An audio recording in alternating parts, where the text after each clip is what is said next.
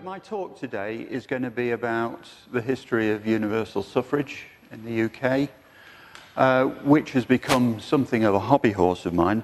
And of course, it's particularly apposite to talk to this subject in this centenary year of the 1918 Representation of the People Act. Obviously, it's a subject which is both historical and political. But I don't claim any broader competence in either things historical or political, actually. This is really an amateur venture for me.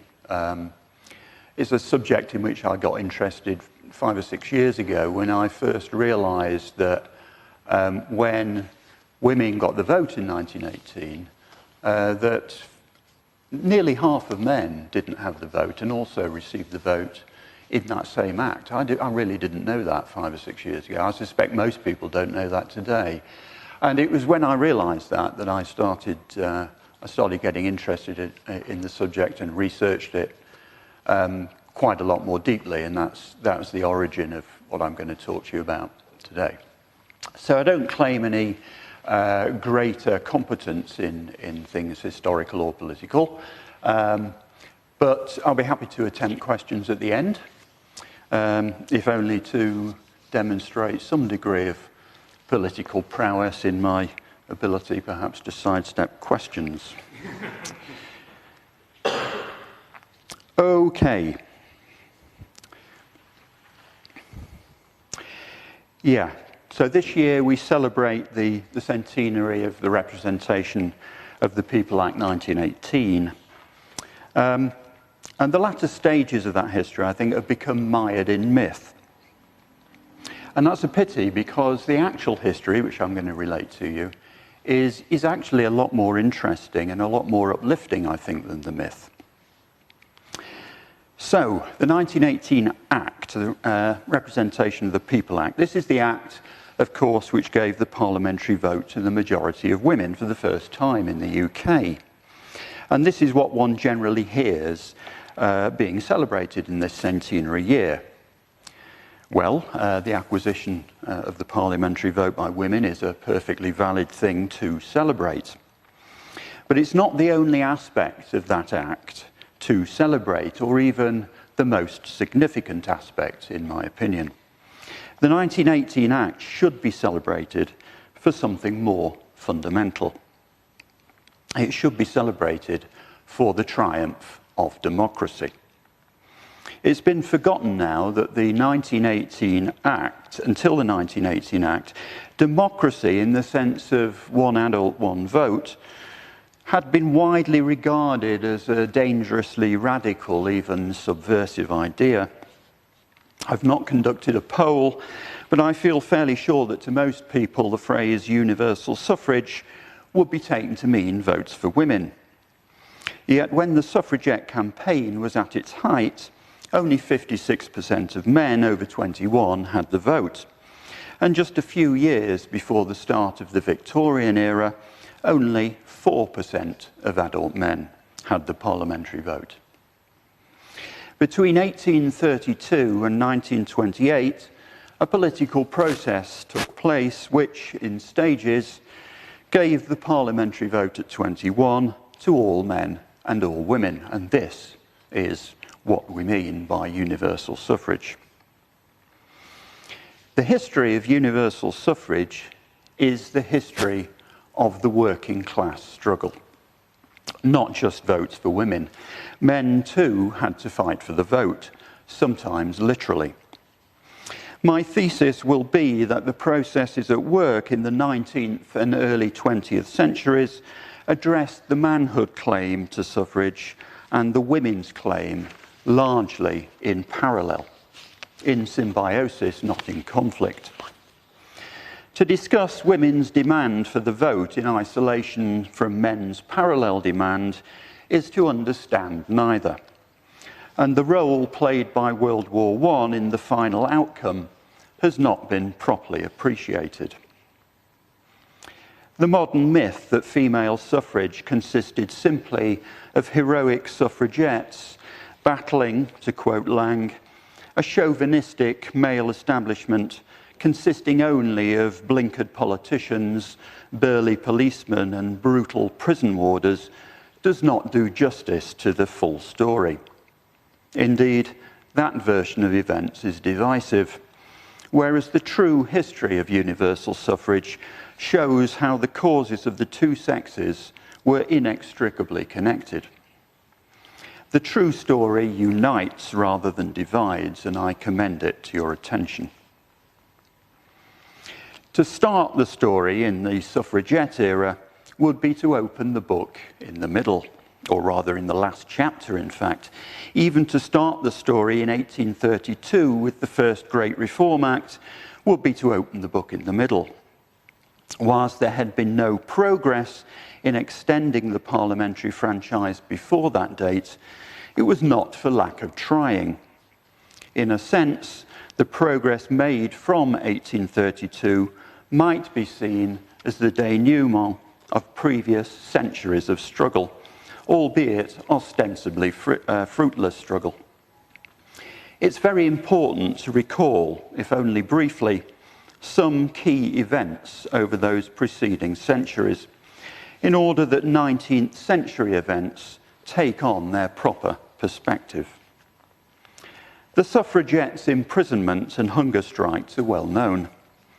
The huge numbers of men imprisoned, transported to penal colonies, killed in battles, or executed in pursuit of their parallel cause in earlier centuries tends to be forgotten.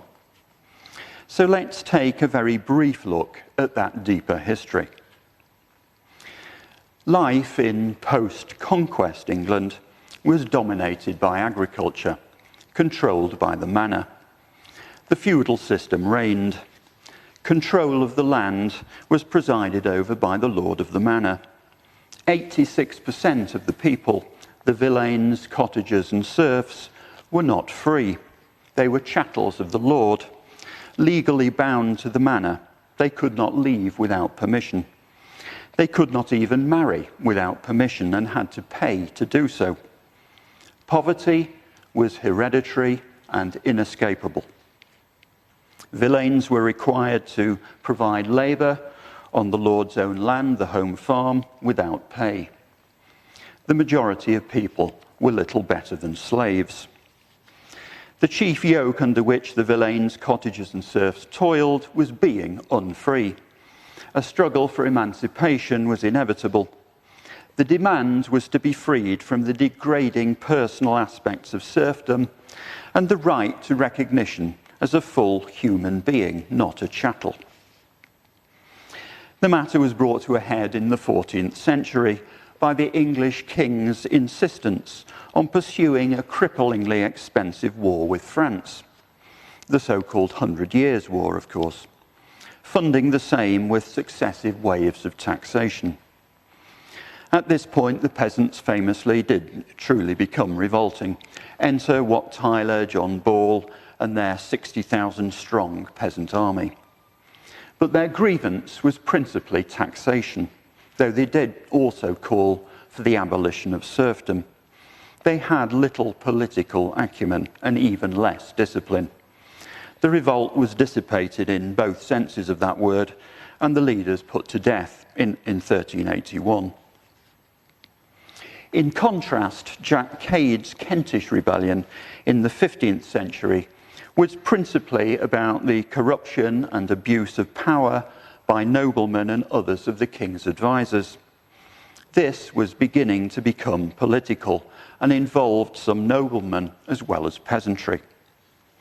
This rebellion's 12 points proclamation of grievances, called the Complaints of the Poor Commons of Kent, started with a reminder to the king that he was not above the law.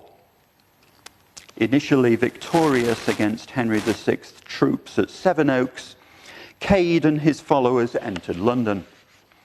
But Cade was no more successful than Wat Tyler and co. at keeping any discipline. The rebellion ended in a battle in Southwark in which 240 men were killed, mostly rebels. Cade and the other leaders were later treacherously executed after having first been pardoned.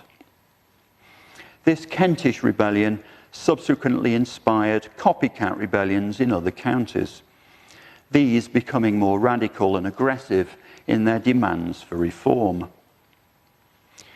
The 16th century saw Robert Kett lead yet another rebellion, this time in Norfolk, with enormous loss of life. The rebellion was caused by the enclosures, which robbed the peasantry of their common grazing land.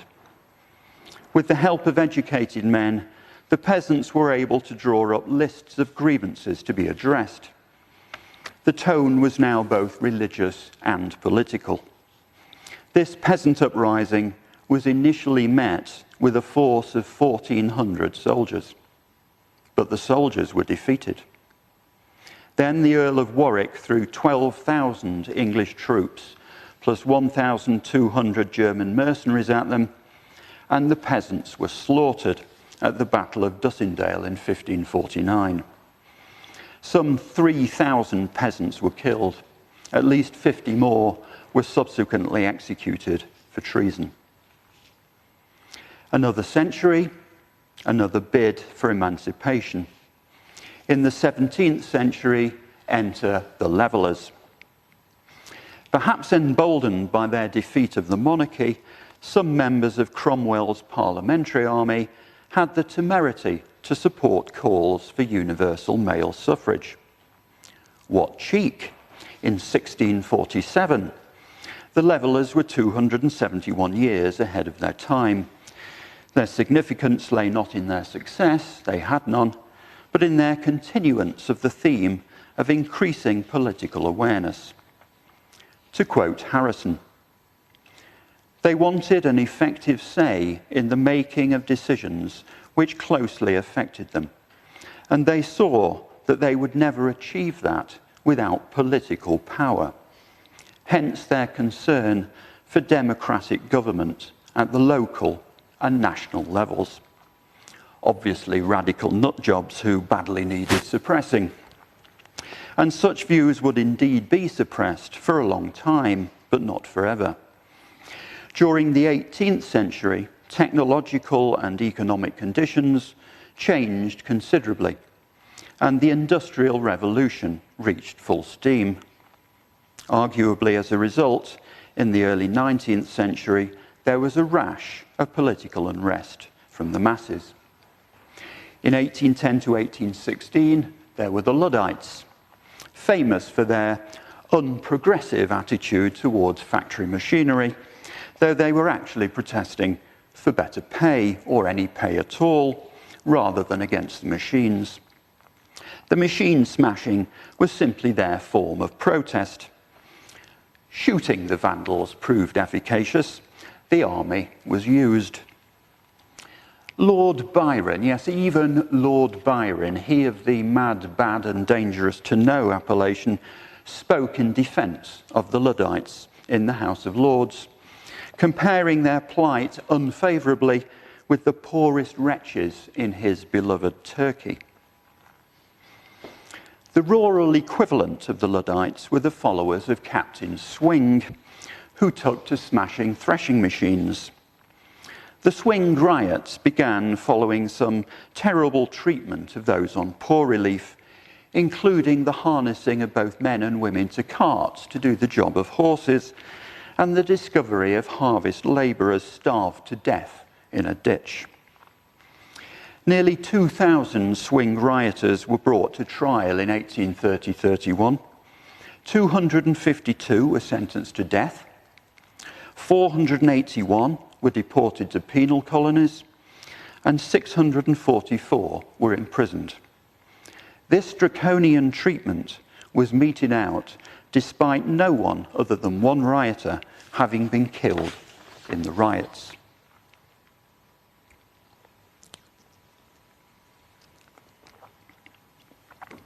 Then in 1819, there was the famous Peterloo Massacre in Manchester. This is a name that means something to me because as a schoolboy, I used to sometimes work in Central Library in Manchester, which of course is in St. Peter's Square, which is where this incident took place. Some 60,000 men and women had gathered to hear a speech as the culmination of a reformist campaign whose purpose was the reform of parliamentary representation. The meeting in St. Peter's Square was entirely peaceable until the yeomanry's attempt to arrest the speaker led to them charging the crowd with sabres swinging. There were 654 recorded casualties, 18 people were killed, and unlike previous violent unrest, a substantial proportion, about a quarter, were women.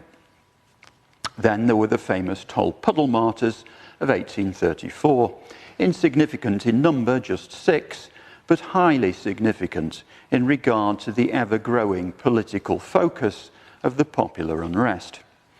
They were transported for the crime of forming a trade union. They called for universal male suffrage. Their Bible was Thomas Paine's Rights of Man, a work which was then being republished and popularised by the radical journalist Richard Carlile.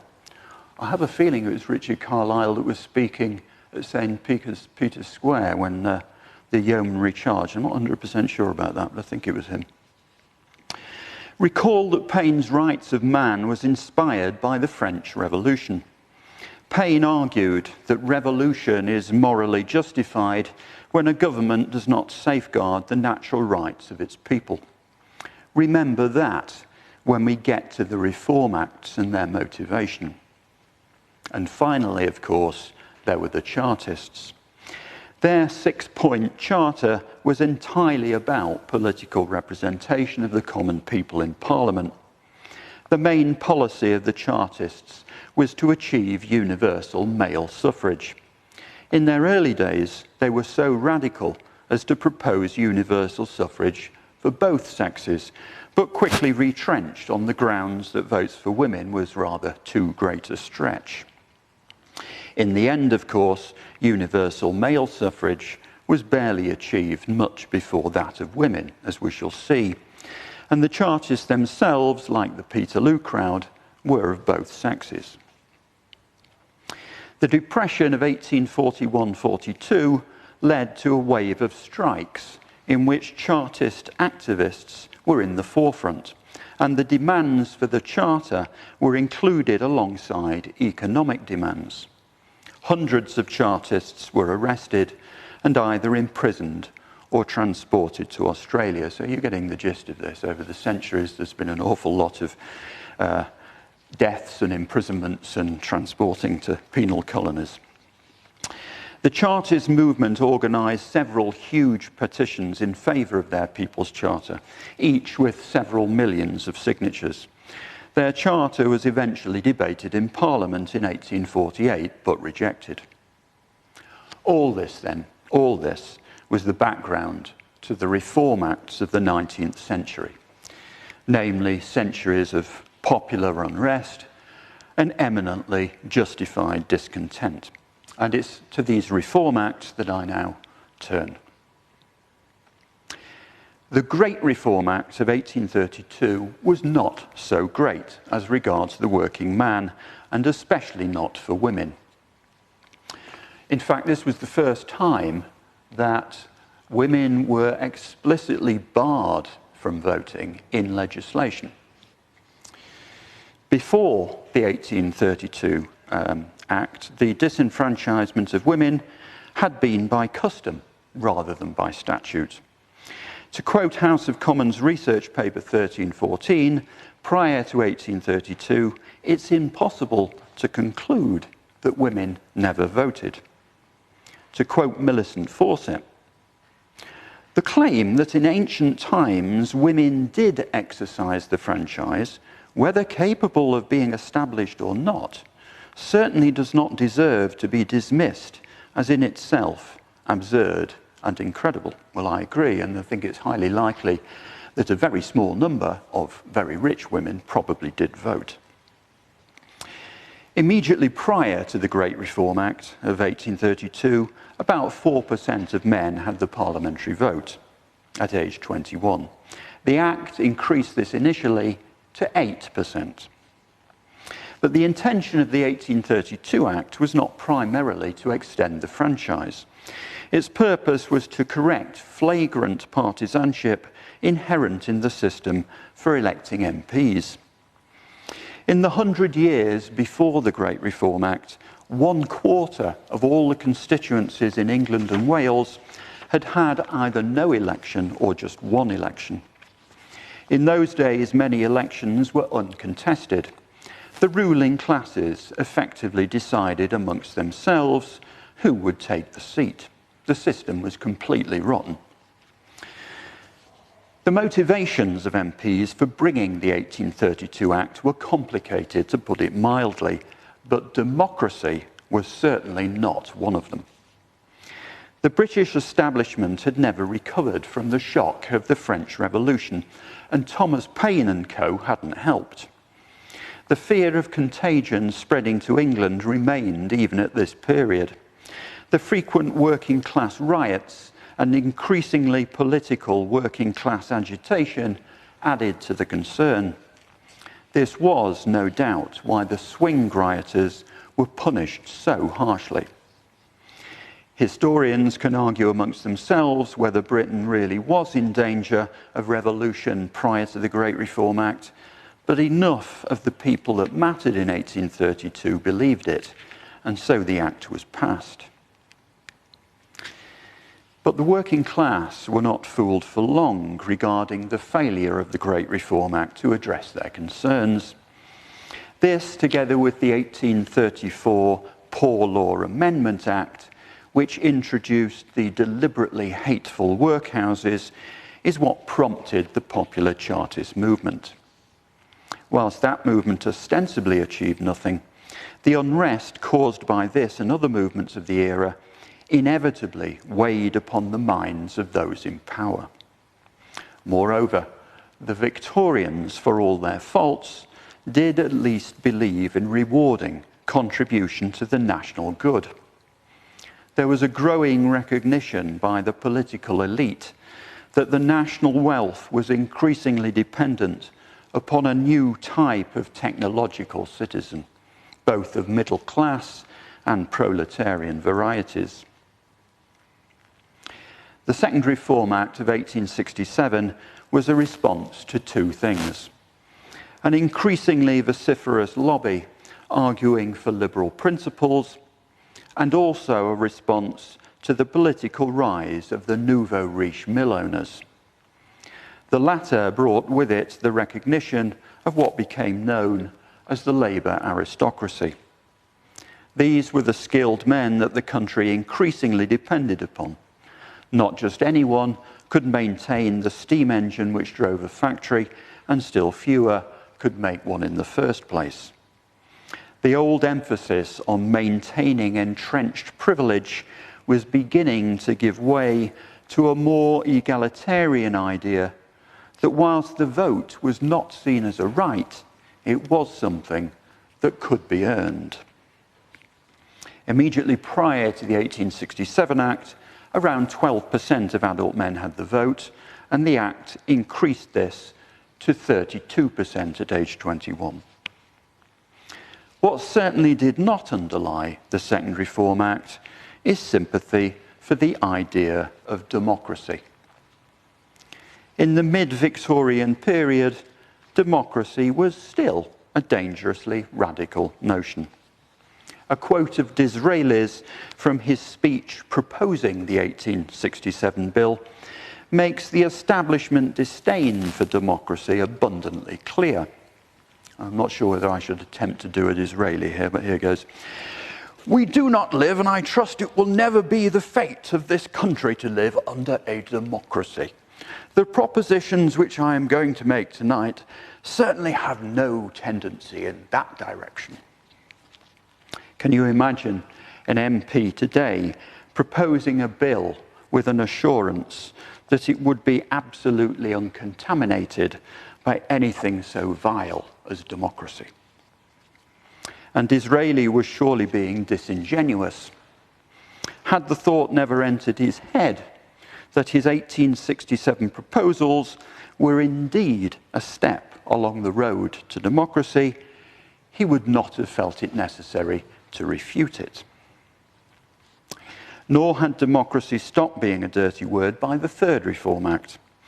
Even in 1884, leading politicians still regarded democracy as a dangerously radical tendency. The Third Reform Act, sometimes referred to as the County Franchise Bill, was essentially more of the same. More working class men got the vote, but the franchise was still household-based and excluded nearly half of men. After the 1884 Act, 56% of men had the parliamentary vote at 21, but still no women, of course. This was to remain the position on the franchise until 1918. For 34 years, there was no further progress. And the reason why is the focus of the rest of his talk.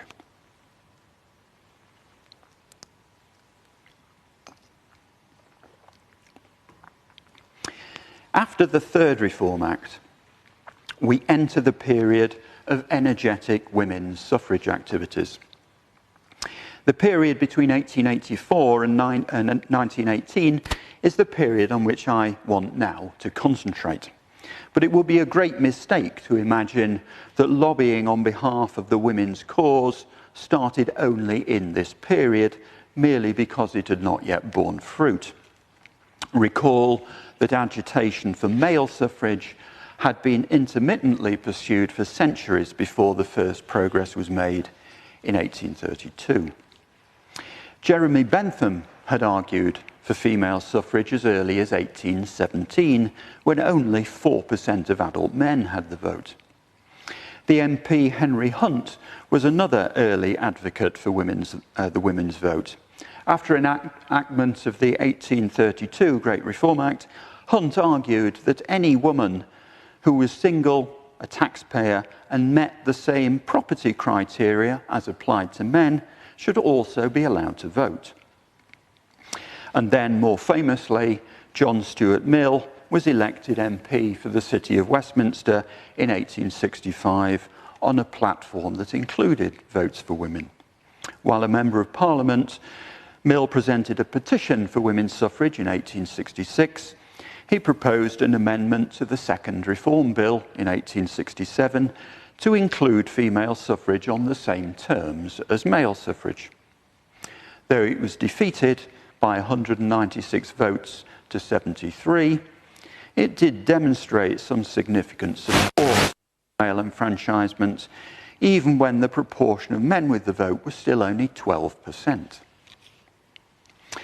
The naive idea that informs the popular narrative today, namely that men's enfranchisement was long before, perhaps centuries before, women's enfranchisement was even dreamed of, is complete fiction. After all, Thomas Paine's Rights of Man completed publication in 1792, the same year that Mary Wollstonecraft published A Vindication of the Rights of Woman. The progress towards universal suffrage of both men and women was not two separate processes, but one single process. The process in question was the working class struggle.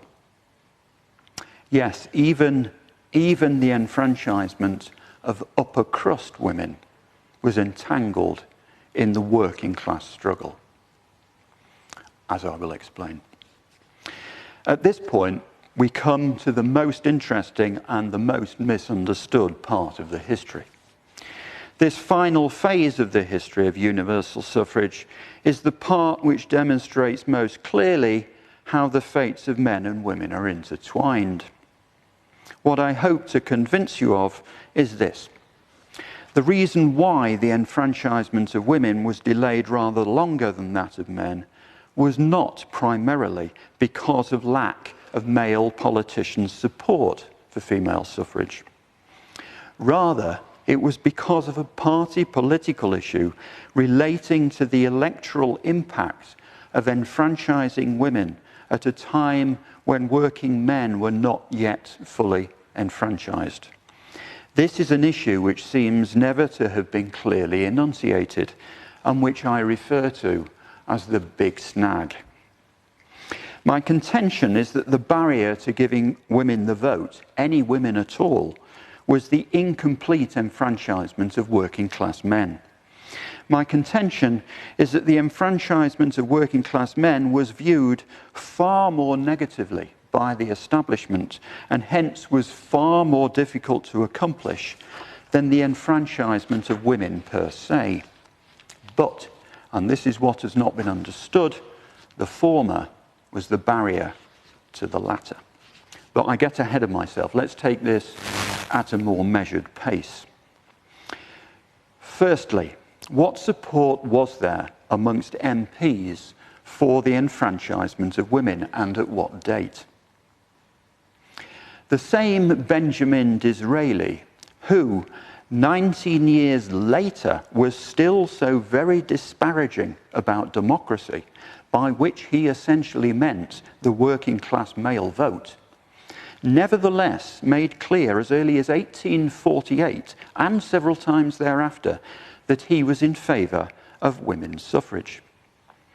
I need not laboriously quote, though, the opinions of individual MPs. Millicent Fawcett and Emmeline Pankhurst have done that for me. Millicent Fawcett stated simply in 1912, "There has been a majority in the House of Commons in favour of women's suffrage since 1886. Emmeline Pankhurst notes the same in her autobiography. In 1884, when the County Franchise Bill came before the country, we had an actual majority in favour of suffrage in the House of Commons." The Parliament elected in January 1906 contained an overwhelming Liberal majority. It also contained more than 400 members belonging to all parties who were pledged to the principle of women's suffrage. This was a substantial majority of MPs. In 1908, Asquith, now Prime Minister, admitted that 2/3 of his cabinet and a majority of his party were favourable to women's suffrage.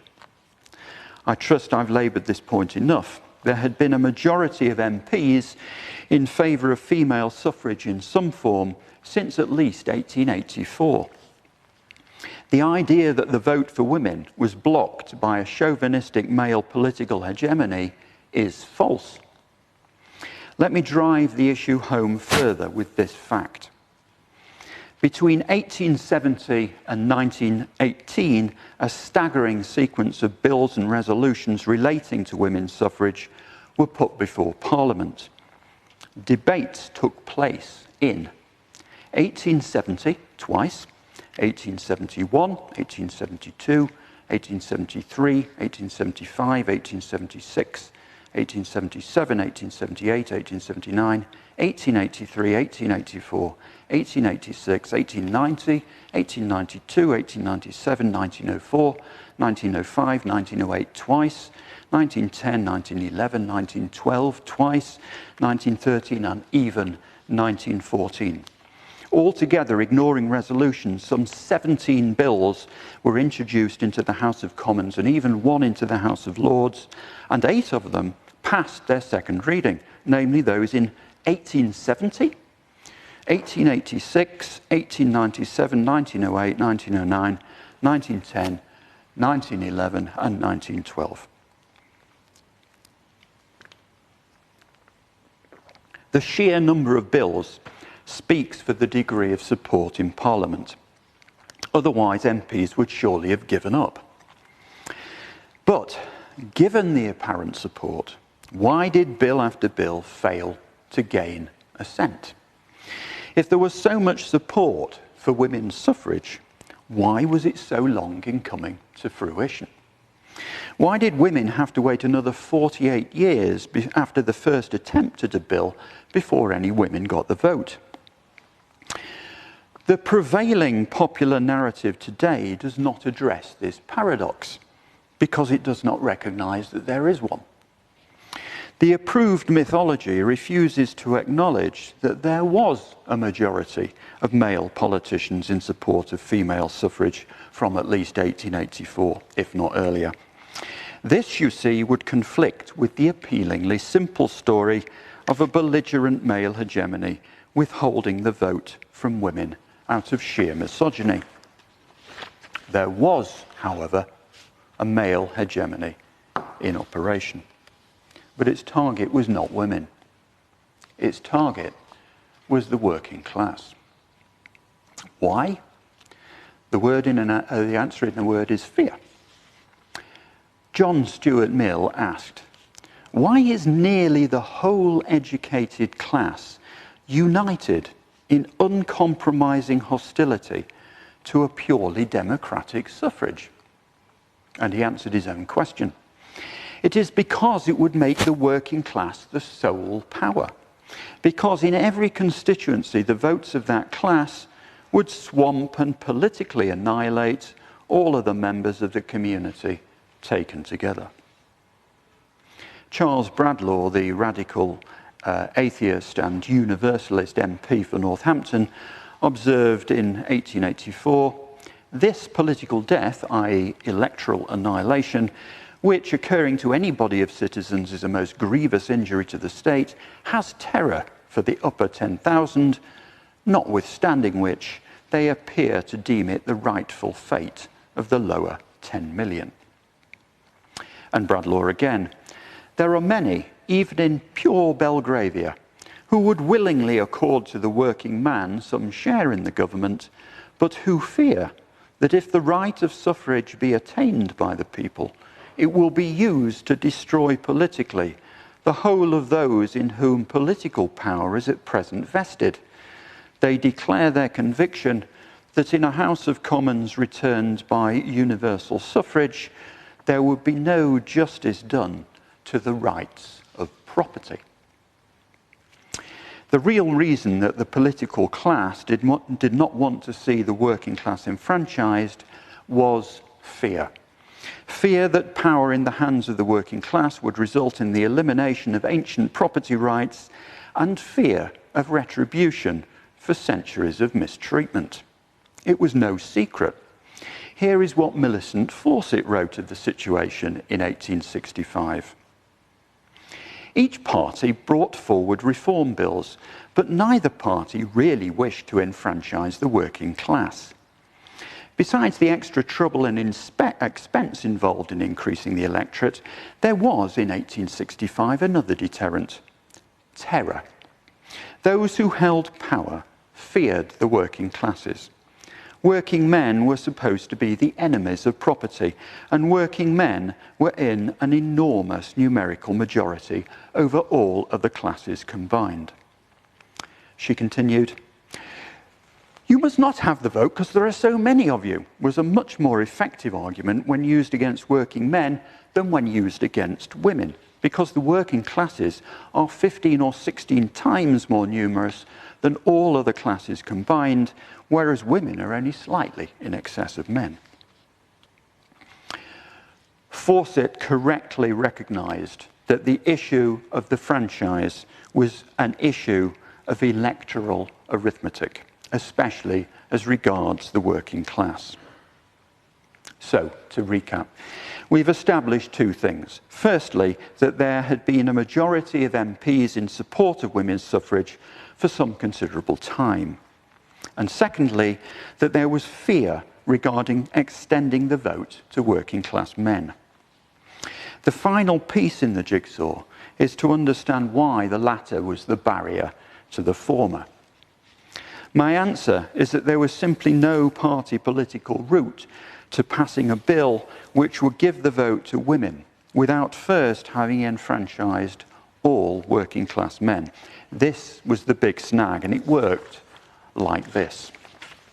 Consider any attempt to give the vote to some women without extending the franchise to more men. Which women could possibly receive the vote? Well, at most, only those women who matched the already enfranchised men, in other words, the upper half of society.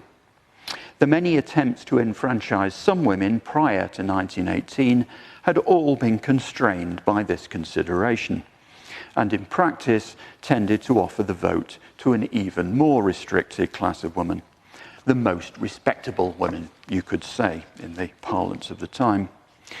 But this meant, or was presumed to mean, predominantly women who would vote Conservative.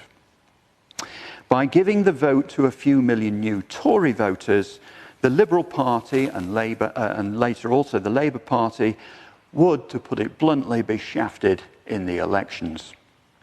So the very parties which were sympathetic to votes for women, i.e. the Liberals and the Labour Party, in principle got cold feet when it came to the practice.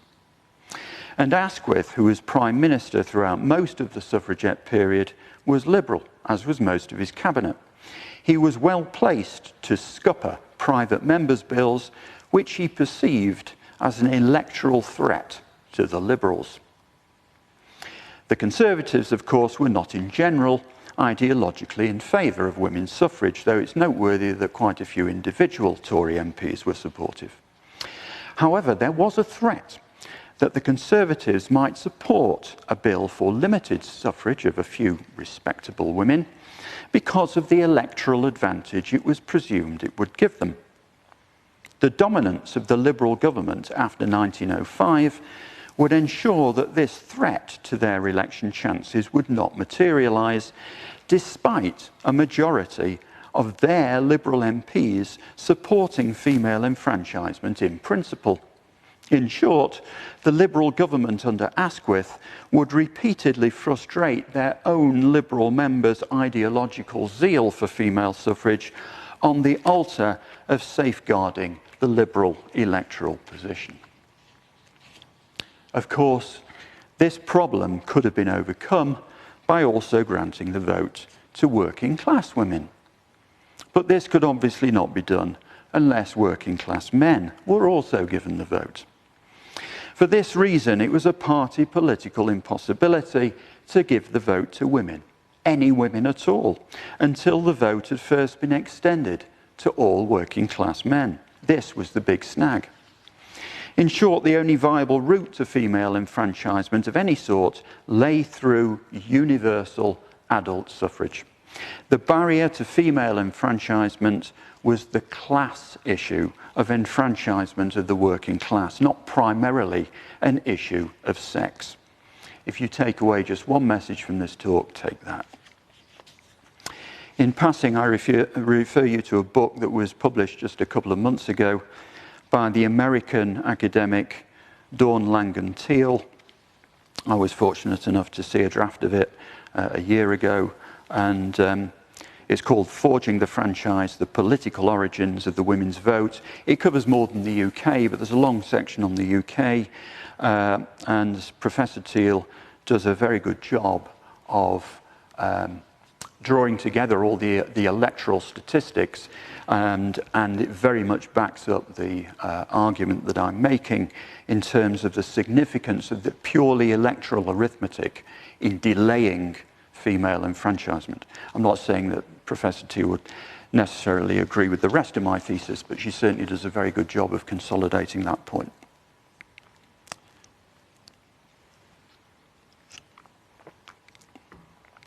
From 1870 to 1914, bill after bill, including some measure of female suffrage, was proposed, but none could ever satisfy all parties. They prioritised protecting their electoral chances. Millicent Fawcett was well aware of the fact, as was Emmeline Pankhurst, the latter observing the Conservatives insisted on a moderate bill, whilst the Liberals were concerned lest the terms of the bill should add to the power of the propertied classes. The prominence of the suffragettes in the public imagination has led to an incorrect understanding of this period. The suffragettes, more properly called the WSPU, the Women's Social and Political Union, headed by Emmeline and Christabel Pankhurst, were not the only campaigners for women's suffrage, nor the largest, nor the most important. More important was the quieter politicking driven by many other suffragist organisations, of which Millicent Fawcett's NUWSS, the National Union of Women's Suffrage Societies, was the largest and best known. But there were not simply two women's suffrage groups. By the 1890s, there were 17 individual groups advocating for women's suffrage in the UK, and more would be formed over the next 20 years, though many would later merge. There is another manner in which the flamboyant suffragette activity has eclipsed key parts of the history. It's given the impression that there was no campaigning in this period on behalf of the disenfranchised working class men. This is completely untrue. By this time, working men increasingly had a mechanism for political representation through the trades unions, the Labour Party, and the Independent Labour Party. These were all pursuing extension of the franchise to the rest of the working class, and working men were their first priority. In the decade of World War I, there were two different fault lines which fractured the suffragist movement. The first was sex, and the second was class. What confused the issue was that these two factors were correlated. The men's cause was irreducibly also a class cause because it was specifically working class men who were not fully enfranchised. But until very late in the history, the women's cause also presented itself to many as a class cause because its leaders were middle class, and most of the proposed bills attempted to enfranchise only a small proportion of the more respectable women. There was therefore antagonism between these two sides, which appeared to be sex-based, but was in truth class-based. What is staringly obvious today, namely that unification of the two sides could have been achieved through universalism, the enfranchisement of all, regardless of both sex and class, was not so easily seen then, especially when trying to negotiate the thickets of party political electoral interests. There are two key features of the history in the 10 years before the 1918 Act. First, there was the growing together of the men's and the women's causes under the policy of universalism. And secondly, there was World War I. But even in, say, 1908, the main thrust of the women's movement was still a long way from universalism. In the latter respect, Emmeline and Christabel Pankhurst's WSPU, the suffragettes, were the chief culprit. In seeking the vote for women on equal terms with men or for tax-paying women only, the WSPU had little to offer the working class of either sex. The WSPU, under the leadership of Emmeline and Christabel Pankhurst, remained vehemently opposed to universal suffrage to the end. One can understand their reasoning. Emmeline understood, rightly, that acquiring the vote for working class men would be far harder than getting pledges of support for the enfranchisement of respectable women on the same terms that men already enjoyed. Indeed, in regard to the latter, no persuasion was necessary. There was already a majority. Pankhurst wrote, "While a large majority of members of the House of Commons were pledged to support a bill giving women equal franchise rights with men, it was doubtful whether a majority could be relied upon to support a bill giving adult suffrage even to men." What Mrs. Pankhurst failed to appreciate was that the support for women's suffrage in principle would never be translated into enfranchisement in practice unless the harder issue of full manhood suffrage was also achieved. As late as 1914, Emmeline Pankhurst wrote, "Universal suffrage in a country where women are in a majority of 1 million is not likely to happen in the lifetime of any reader of this volume."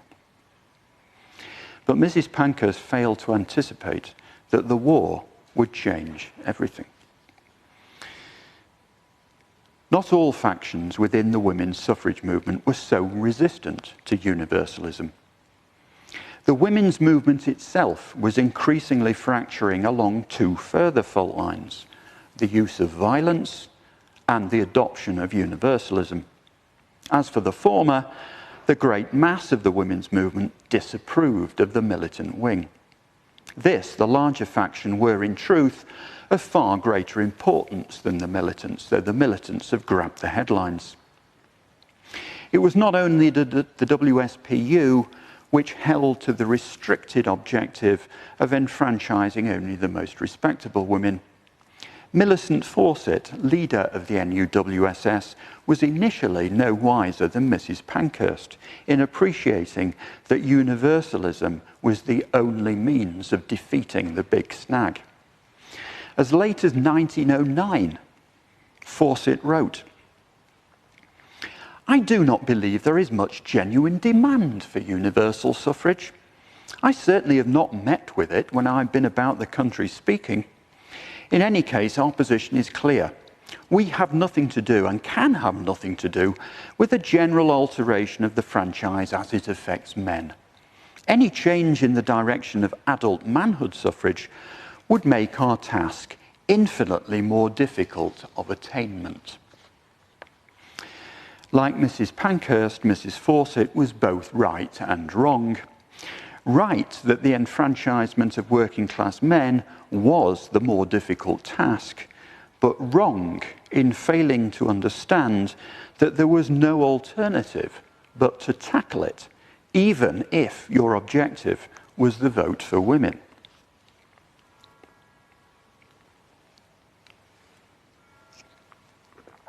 In 1909, Fawcett was out of step with many in her own movement. But unlike Mrs. Pankhurst, Mrs. Fawcett would eventually come round to the idea of universalism. Thanks, I should say, to some of her second lieutenants in the movement. In 1909, some of the non-militant suffragettes formed the People's Suffragist Federation, the PSF, to press the case for universalism, effectively a joining together of the men's and women's causes. The PSF, founded by Margaret Llewellyn-Davies and others, drew membership from the Parliamentary Labour Party and Universalist Liberal members. Even at that late stage, many women suffragists were sceptical, the WSPU openly hostile. But for an increasing number, this democratic initiative in overcoming the class issue simultaneously led to the uniting of the sexes in common purpose. I should say Margaret Llewellyn-Davies was the leader of one of the smaller suffragists organisations, a working class organisation called the Women's Cooperative Guild. That's how she entered the picture. Margaret Llewellyn-Davies, in a letter to the Common Cause, wrote, "Those who have initiated this joint movement of men and women, i.e. the PSF, believe that the effective political strength and the fighting force of the women's suffrage movement will be greatly strengthened by showing that it is in harmony with democratic sentiment. The democratic demand that suffrage should be placed on a human and not a property basis is the way to secure the passing of a great reform bill. The PSF is not just playing men's games with blindfold eyes. If its women members want manhood as well as womanhood suffrage, they strengthen their demand for the vote for themselves, because the argument is comprehensive and inspiring." And I should probably mention here another woman who I didn't actually put in my prepared script.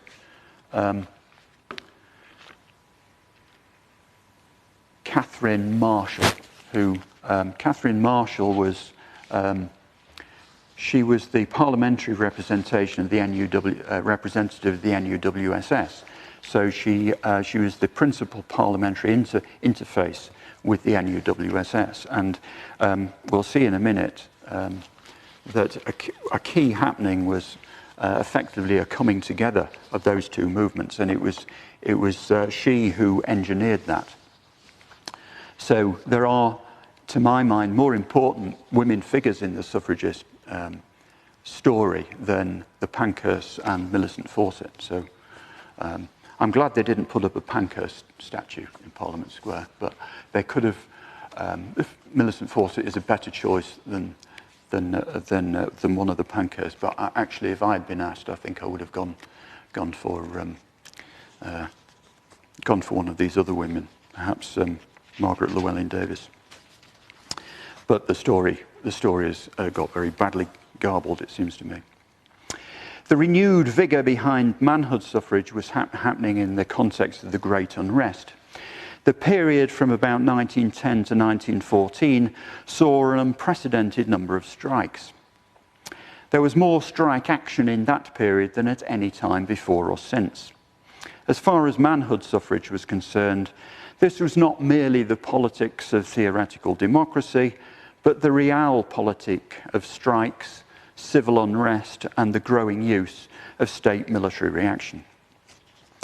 It was not only the women's movement that had its militant wing, far from it, and it's worth considering that the likely impact of the Great Unrest on the political mind just a few years later, when the debates leading to the 1918 Act were being held in Parliament.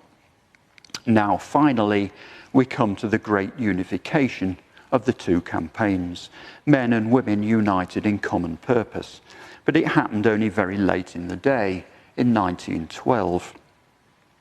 As the suffragettes reached the zenith of their terrorist campaign, they simultaneously became irrelevant, except as a liability. By 1912, the alliance between the bulk of the female suffrage movement and the male-led Labour movement, for so long resisted by both parties, became the main game in town. On the 30th of April 1912, a meeting was held between NUWSS officers, and that really means Catherine Marshall, and a subcommittee of the Labour Party, which included Keir Hardie, Ramsay MacDonald, and the Labour Chief Whip, George Roberts. The latter confirmed that women's suffrage was now Labour Party policy, and that Labour remained pledged also to adult suffrage. The next year, in 1913, the TUC and the Miners' Union, who had been rather resistant to female suffrage until this point, came on board to support female suffrage as their official policy. The Common Cause declared, the question of the vote is no longer a question of sex. Cabinet ministers who delude themselves with this belief, if any exist, are lamentably out of touch with public feeling, and particularly with the Labour movement. Sandra Stanley Holton opines that with this move, the democratic women suffragists sought to offer an alternative to the sex war attitudes increasingly fostered by the WSPU leadership. And so we come to the outbreak of World War I in 1914. This was, of course, a most effective cure for men's militancy, or rather, their militancy became directed elsewhere, overseas. The WSPU ceased their suffrage campaigning in favour of addressing recruiting drives and urging men to go to war. In truth, the WSPU were already politically irrelevant, in fact, a liability to the new democratic impetus. However, the non-militant and now predominantly democratic women's movement continued to be active in the early years of the war. The NUWSS approach was now to stress the alliance of the women's suffrage cause with that of democracy, using this strategy as a means to intimidate liberal leaders with evidence of working class backing for their own demand. Quoting Holton, the Common Cause felt able to declare that the issue was at last being seen as a question not of sex, but of democracy. I trust I've laboured that point enough. Why was, though, universal male suffrage and the vote for the majority of women achieved in 1918, with World War I still in progress? the government was fully occupied with prosecuting the war. To pass such a momentous bill at such a time, Parliament must have had an equally momentous reason. Well, the reason breaks down into two parts. The reason why it was necessary to re-examine the basis of the franchise at all, and the reason why it took the form that it did. The first of these is easy and provides a link with the war which is beyond any doubt whatsoever. The electoral roll had been shot to pieces by the war. Millions of men were away at war. How could a franchise based on residency work under these conditions? And back home, the mobilisation of the entire country on a war footing had led to wholesale dislocations of people from their hometowns and counties. The franchise based on household occupation was clearly invalidated under these conditions. There could be no general election whilst the war persisted, but the ground needed to be prepared to permit an election as soon as possible thereafter. And exactly who could vote and where needed to be sorted out. The second question, why the new franchise took the form that it did, is the more interesting. To address the problem of how the franchise was to be redefined, the government appointed a committee chaired by the Speaker of the House of Commons called the Speakers' Conference. The Speakers' Conference addressed the male franchise first. The principle of basing the franchise on the democratic basis of a personal right was established first in that context. Only then was the issue of women's suffrage addressed. The door was now open. They voted 15-6 in favour of making some sort of concession. In fact, the conference only very narrowly rejected an equal franchise immediately with men by 12 votes to 10. They explicitly did so to avoid creating an immediate female majority. Instead, they recommended an age restriction, which was chosen to make the numbers of men and women more closely equal, though their estimate was not accurate. Without an age restriction, women would have entered the electorate for the first time with an immediate majority of 2 million. As it was, in 1918, they became 40% of the electorate. The bill passed its second reading in the Commons on the 23rd of May 1917 by 329 votes to 40. On a free vote on the 19th of June, the Commons approved the Women's Clause by 387 votes to 57. It was subsequently passed by the House of Lords, which had previously been opposed to franchise increases, by 134 votes to just 71. After decades of failed attempts to extend the franchise either to women or to more working class men, the 1918 Act sailed through to royal assent, stomping majorities for all parts in both houses. How come? What had changed? The answer, of course, is that the war had changed everything.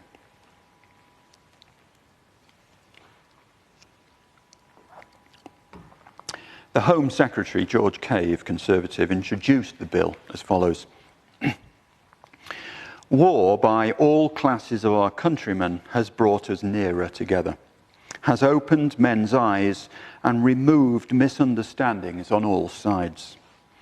It has made it, I think, impossible that ever again, at all events in the lifetime of the present generation, there should be a revival of the old class feeling which was responsible for so much and, amongst other things, for the exclusion for a period of so many of our population from the class of electors.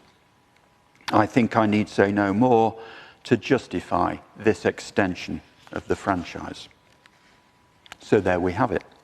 The principal purpose for the 1918 Act was the need to dissolve the previous class-based franchise, and the specific motivation was the recognition that if they are fit to fight, they are fit to vote. An actual quote from the Hansard record. It captures the prevailing sentiment precisely. The primary motivation for the 1918 Act was men. The former opposition to the enfranchisement of working class men had evaporated as a result of the war. The age-old class antagonism could no longer be a barrier to recognising the equal rights of all men to political representation. To withhold the vote from men returning from years of witnessing appalling slaughter in the trenches was insupportable. The debt owed to the soldiers and sailors is readily appreciated. But once the vote is given to these men, the entire class basis of the franchise collapses. So, why were women enfranchised in the same 1918 Act? The reason why women received the vote alongside working men in the same 1918 Act was simply that there was no longer any reason why not. It's that simple. Recall that Mrs. Fawcett and Mrs. Pankhurst both recognised that there had been a majority in Parliament for female enfranchisement since about 1884. The correct question, therefore, is not why were women enfranchised in 1918, but why they had not been enfranchised earlier. The answer to that is the big snag. And with the big snag unsnagged by the wave of democratic sentiment due to the war, with the harder task of enfranchising working class men now accomplished, the vote for women simply followed as a virtually automatic consequence. In short, women got the vote in 1918 as a collateral effect of working men getting the vote, which in turn resulted from the war. The 1918 Act was the triumph of the principle of democracy, the vote being recognised as a right rather than being tied to wealth or property for the first time. That is what should primarily be remembered and celebrated. Modern discourse fails to acknowledge the role of the war in bringing this about.